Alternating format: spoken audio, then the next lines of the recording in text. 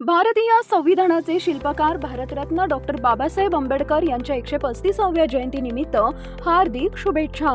शुभेच्छुक लालाजी चव्हाण, सदस्य मुख्यमंत्री माजी लाडकी बहीण योजना, माजी पंचायत समिती सदस्य मालेगाव आणि सौ विद्या लालाजी चव्हाण सामाजिक कार्यकर्त्या तसेच लालाजी चव्हाण मित्रमंडळ जवळका रेल्वे. पुणे मेट्रोच्या दुसऱ्या टप्प्यातील विस्ताराकरिता आता वेग आला असून पुढील 5 वर्षात हा महत्त्वाकांक्षी प्रकल्प पूर्ण करण्यात येणार असल्याची माहिती महामेट्रोचे व्यवस्थापकीय संचालक श्रावण हार्डीकर यांनी दिली आहे. पुण्यात झालेल्या पत्रकार परिषदेत त्यांनी ही माहिती दिली.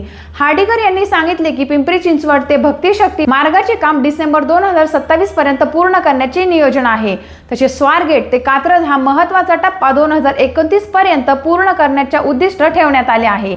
याशिवाय वनाज ते चांदणी चौक आणि रामवाडी ते विठ्ठलवाडी या नव्या मार्गांना शासनाची मंजुरी मिळाली आहे. चांदणी चौक मार्गाची निविदा प्रक्रिया पूर्ण झाली असून पुढील काम लवकरच सुरू होणार आहे. खडकवासला ते हडपसर या मार्गाचे सर्वेक्षण सुरू आहे.